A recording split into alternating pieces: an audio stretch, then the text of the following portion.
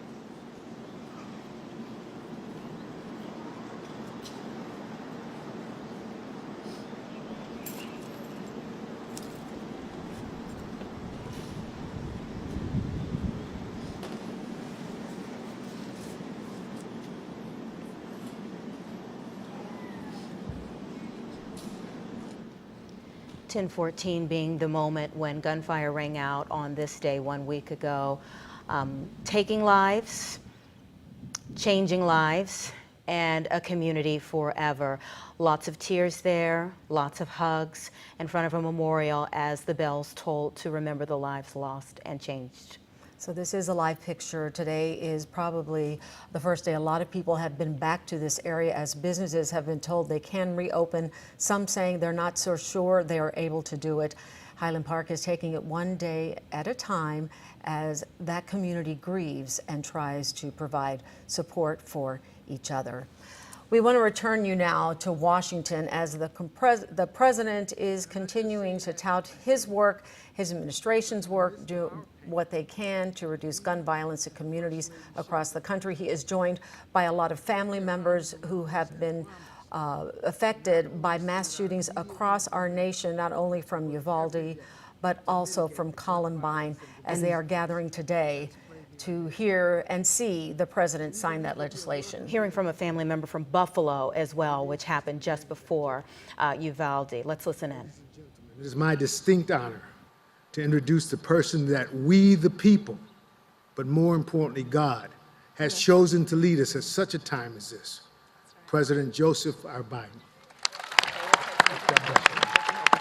We're staying so and going. We're doing good.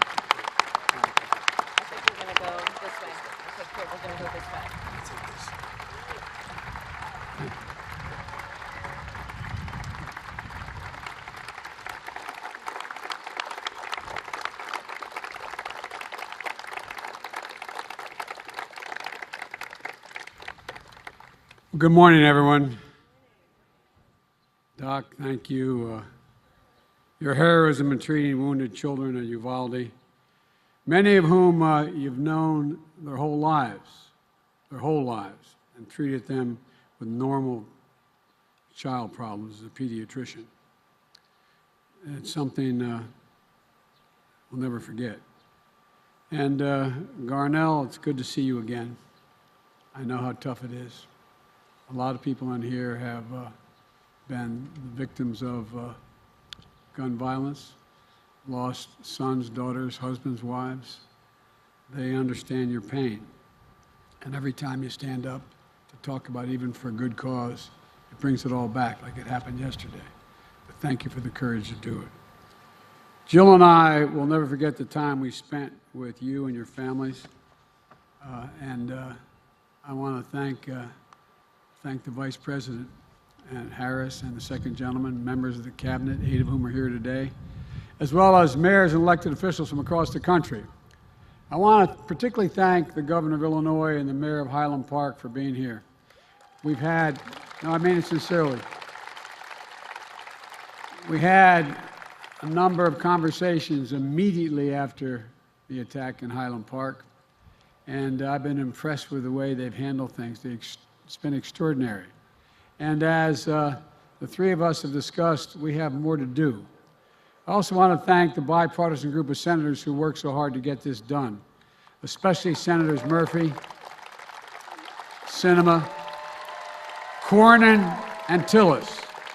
I hope it doesn't get you in trouble mentioning your name. Thank you for courage. As well as all the members of Congress who have worked on these issues for a long time, 80 of whom are with us today. And I'm sorry Senators Schumer and Blumenthal can't be here today, but they're working from home, overcoming mild cases of COVID. I know how hard it is to get things done because I know how hard it was to write the first gun legislation, at least the first one in my career, that was passed nearly 30 years ago. That's how long ago it was. And as I look out in this crowd, I see so many advocates and families, many of whom have become friends, whose lives have been shattered by gun violence and who have made it their purpose to save other lives. I've spent so much time with so many of you over the years that we've actually become personal friends. And I can't thank you enough for your willingness to continue to fight for other families. Nothing can bring back your loved ones, but you did it to make sure that other families don't have the experience the same loss and pain that you've experienced. And you've felt and you feel the price of inaction, that this has taken too long with too much of a trail of bloodshed and carnage. And I know public policy can seem remote, technical, and distant from our everyday lives, but because of your work, your advocacy, your courage, lives will be saved today and tomorrow because of this.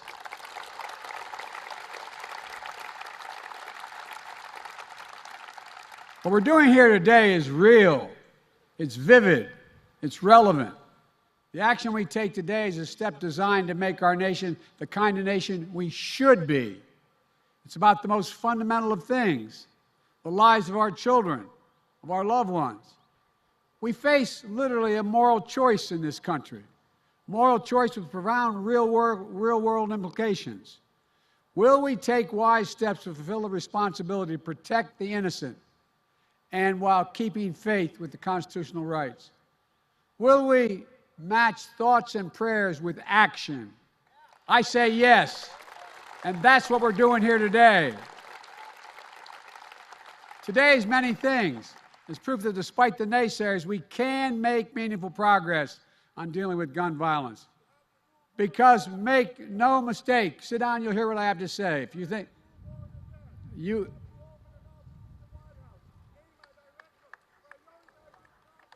I'm trying to tell you this for years. we have one. Let me finish my comment. Let him talk. Let him talk. No one, okay? Because make no mistake about it, this legislation is real progress, but more has to be done. The provision of this new legislation is going to save lives, and it's proof that today's politics, we can come together on a bipartisan basis to get important things done, even on an issue as tough as guns. And one more thing, it's a call to action to all of us to do more. To take away from the legislature that's not what we can do.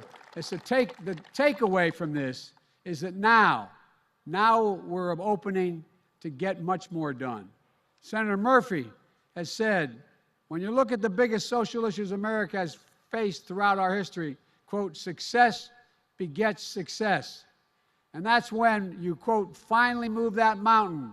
You can ignite a movement when you do that for more progress to follow. We finally moved that mountain, a mountain of opposition, obstruction, and indifference that stood in the way and stopped every effort at gun safety for 30 years in this nation. Now's the time to galvanize this movement, because that's our duty to the people of this nation. That's what we owe those families in Buffalo, where a grocery store became a killing field. It's what we owe those families in Uvalde, where an elementary school became a killing field. That's what those families in Highland Park, where on July 4th a parade became a killing field. And that's what we owe all of those families represented here today and all over this country the past many years across our schools, places of worship, workplaces, stores, music festivals, nightclubs, and so many other everyday places that have turned into killing fields. And that's what we owe the families all across this nation, where every day tragic killings that don't make the headlines or more than passing mention, little more than passing mention in local news. Neighborhoods and streets have been turned into killing fields as well. Today's legislation is an important start, and here are the key things that it does. It provides $750 million in crisis intervention and red flag laws so the parent, a teacher, a counselor can flag for the court that a child, a student, a patient is exhibiting violent tendencies, threatening classmates, or experiencing suicidal thoughts that makes them a danger to themselves and to others. Fort Hood, Texas, 2009, 13 dead, 30 more injured. Marjorie Stoneman Douglas High School in Parkland, Florida, 1918, 17 dead, 17 injured. In both places, countless others suffering with invisible wounds. In both places, red flag laws could have stopped both those shooters. You know, this new law requires young people under 21 to go enhanced background checks before purchasing a gun. How many more mass shootings do we have to see where a shooter is 17, 18 years old and able to get his hands on a weapon and go on a killing spree? You know, it closes a so-called boyfriend loophole. If you're convicted of assault against your girlfriend or boy, you can buy a gun. You can't do it. According to a recent study, over 50% of mass shootings, the shooter shot a family member or a partner. So if we keep guns out of the hands of domestic abusers, we can save the lives of their partners. And we can also stop more mass shootings. One, this law includes the first ever federal law that makes gun trafficking and straw purchase explicit federal crimes. It clarifies who needs to register as a federal licensed gun dealer and run background checks before selling a single weapon. It invests in anti-violence programs and work directly with the communities most at risk for gun crimes. And this law also provides funding vital to address the youth mental health crisis in this country, including the trauma experienced by the survivors of gun violence. Will not save every life from the epidemic of gun violence, but if this law had been in place years ago, even this last year, lives would have been saved. It matters. It matters. But it's not enough, and we all know that. In preparation for today's signing, I asked to send me their story, people to send me their stories about their experience with gun violence. I received over 2,500 responses in 24 hours. Didn't get to read them all, but I read some. A 17-year-old wrote me saying, quote, "A school shooting sophomore year had shattered every sense of normalcy I've ever felt. Almost 3 years later, I still have nightmares." 24-year-old wrote about growing up in what was, quote, "seemingly endless era of gun violence." A 40-year-old wrote me about 2 friends shot and killed by abusive partners and former partners. Someone else wrote me about a 6-year-old child who, sitting near his father's coffin, was asking, quote, "Why is Daddy in that scary box? Wake up, Daddy. Wake up, Daddy." His father had been gunned down. I read these stories and so many others. So many others. And you know, I see the statistics. Over 40,000 people died from gunshot wounds last year in the United States. 25,000 by suicide. I think, can this really be the United States of America? Why has it come to this? We all know a lot of the reasons. Gun lobby, gun manufacturers, special interest money, the rise of hyper-partisan tribal politics in the country, where we don't debate issues on the merits, but we just rather turn on each other from our corners and attack the other side. Regardless, we're living in a country awash in weapons of war. Weapons that were designed to hunt are not being used. The weapons designed that they're purchasing are designed as weapons of war to take out an enemy. What is the rationale for these weapons outside war zones? Some people claim it's for sport or to hunt. But let's look at the facts. Most common rounds fired from an AR-15 move almost twice as fast as that from a handgun. A couple of smaller, lighter bullets. These weapons maximize the damage done, coupled with those bullets. And human flesh and bone is just torn apart.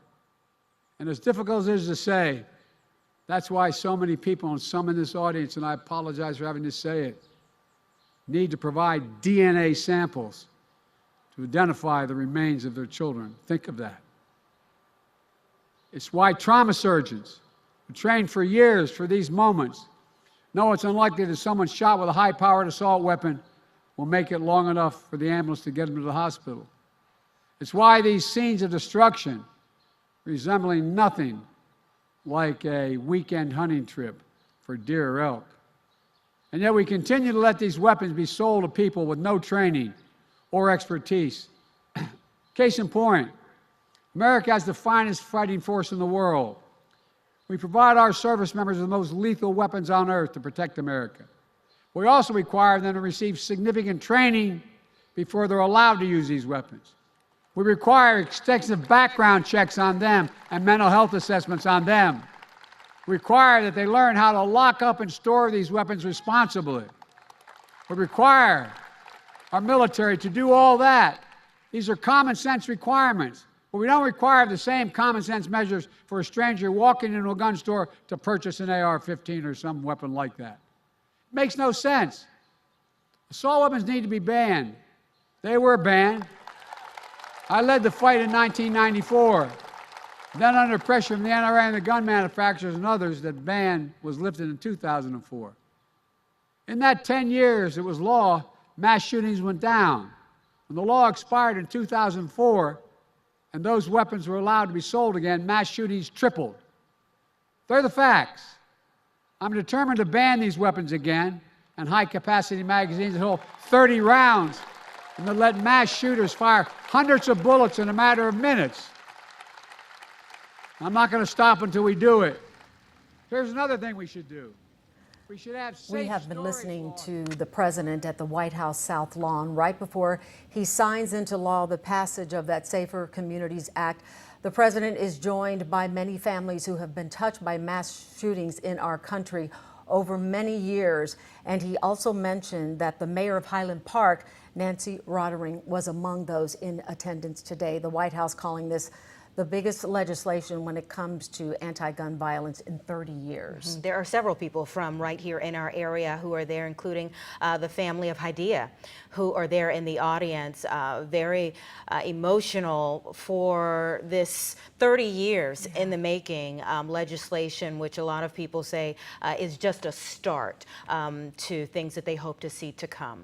And this is, of course, 1 week after what happened in Highland Park. We showed you that moment of silence. We're going to have a complete wrap-up and coverage of all of today's events for you coming up today on Fox 32 News at noon. We return you now to your regularly scheduled programming.